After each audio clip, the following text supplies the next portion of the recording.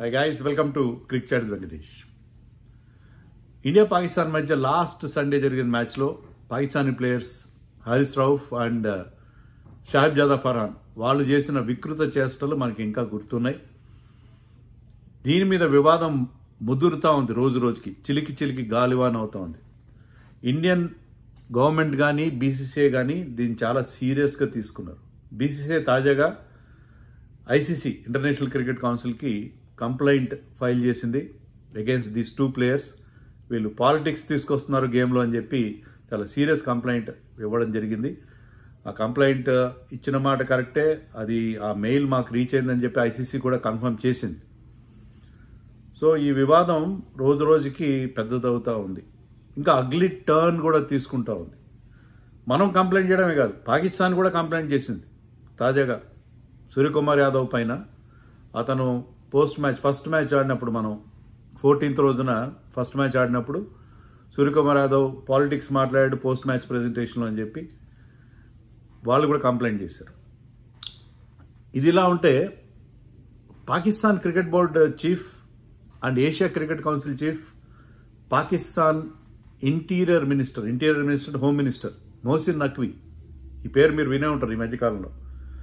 ఈ మొహసిన్ నఖ్వీ కూడా ట్వీట్ చేశాడు. ఆ ట్వీట్లో కూడా అతను కూడా హరీష్ రౌఫ్ లాగానే మన విమానాలు, ఇండియా విమానాలు పాకిస్తాన్ కూల్చిందన్నట్టుగా ఇండికేషన్ ఇచ్చాడు. ఇది మరీ దారుణమైన విషయం, చాలా చాలా దారుణమైన విషయం. ముందు దాని గురించి మాట్లాడదాం మనం. ఎందుకంటే మొహసిన్ నఖ్వీ అనేవాడు పాకిస్తాన్ మినిస్టర్, హోమ్ మినిస్టర్ లాంటి వాడు, ఇంటీరియర్ మినిస్టర్ అంటే. Plus Pakistan cricket board chief, అతను chairman. ACC Asia cricket council కూడా అతను చైర్మన్. ఒక బాధ్యతాయుతమైన పొజిషన్లో ఉన్న వ్యక్తి. అలాంటి వాడు ఒక ట్వీట్ పెట్టాడు. అదేంటంటే, మీకు Cristiano Ronaldo legendary football player, అతను ఒకనొక మ్యాచ్లో రీసెంట్గా ఇలా ప్లేన్ ఎగుతున్నట్టు ఇలా పడిపోతున్నట్టు ఒక జెస్చర్ చేశాడు. దాని అర్థం ఏంటంటే, అతను ఏదో ఒక ప్రైవేట్ జెట్ కొనుక్కున్నాడు. ఆ ప్రైవేట్ జెట్కి ఏదో దాని విండో ఏదో క్రాక్ అయింది, గ్లాస్ క్రాక్ అయింది. దానివల్ల అది గ్రౌండెడ్ అయింది. కొన్ని రోజులు రిపేర్ల కోసం అది ఆగిపోయింది. దాన్ని ఇండికేట్ చేస్తున్నాడు బహుశా. ఆ విజువల్స్ ఆ వీడియో వాడుకొని ఆ వీడియోని పోస్ట్ చేశాడు ఇతను. అంటే రౌఫ్ రఫేల్ విమానాలని పాకిస్తాన్ వాళ్ళు కూలగొట్టారు, 6 విమానాలు కూలగొట్టారని ఇలా చూపించాడు కదా. దాన్నే వాళ్ళ పీసీబీ చీఫ్ కూడా ట్వీట్ ద్వారా ఇండైరెక్ట్గా చాలా ఏమంటారు, చాలా చీప్ టాక్టిక్స్తో అతను ప్లే చేశాడు.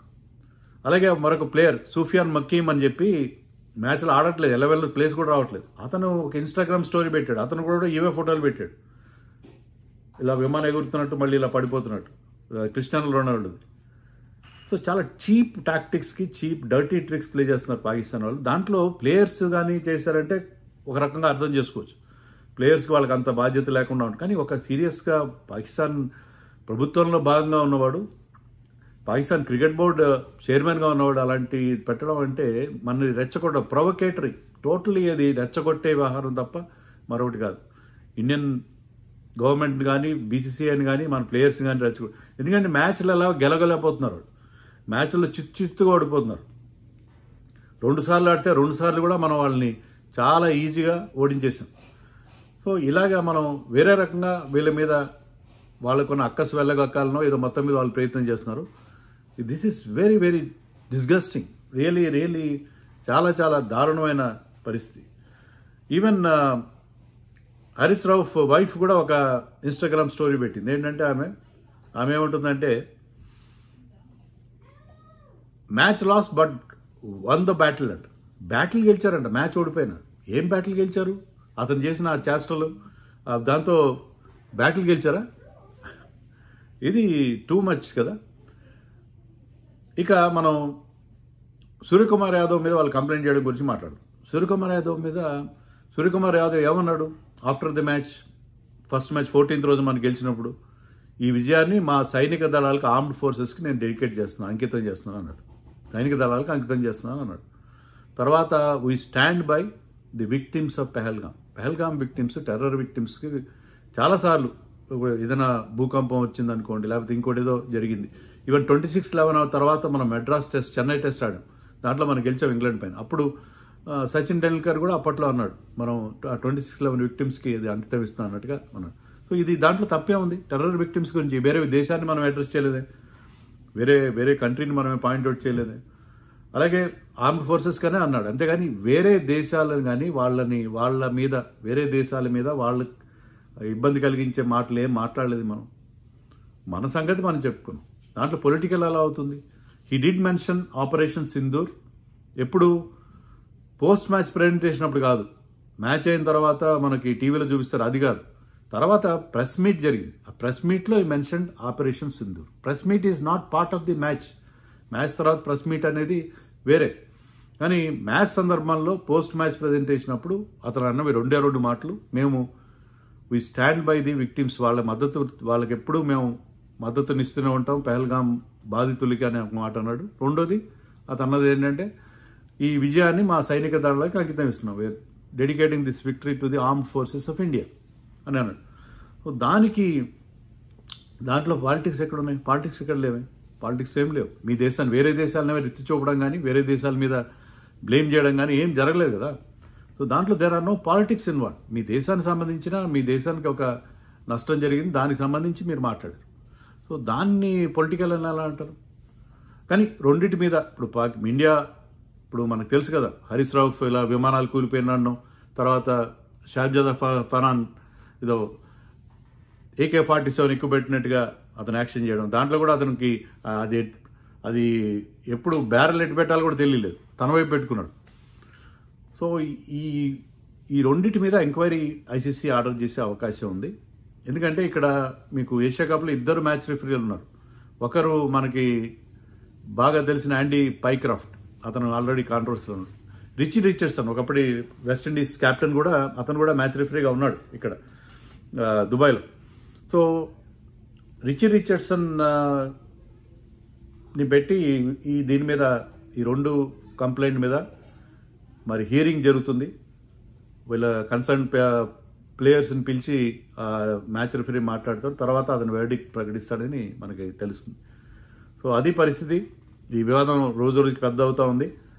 అండ్ పాకిస్తాన్ ఇప్పుడు చూస్తే ఏంటంటే 136 ఎంతో చేశారు వాళ్ళు, చాలా చిన్న స్కోర్, 135 చేసినట్టున్నారు, చిన్న స్కోరే చేశారు అగేన్స్ట్ బంగ్లాదేశ్. కానీ I want Pakistan to come to the finals.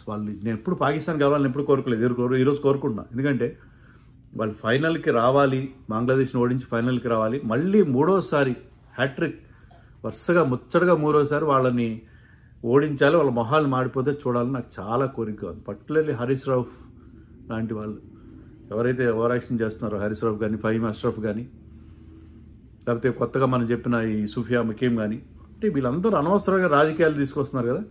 వీళ్ళందరికీ తగిన జవాబు చెప్పాలి. మూతౌడ్ జవాబు అంటారు హిందీలో, అలాంటి చెంప పగలగొట్టినట్టు ఒక జవాబు చెప్పాలని నా కోరిక ఉంది. I want Pakistan to win this match. Sorry to say this, but Bangladesh గెలిస్తే, పాకిస్తాన్ ఓడిపోతే ఎప్పుడు హ్యాపీగా ఫీల్ అవుతాం, మన లోపల ఏదో ఉంటుంది అలాంటి ఫీలింగ్.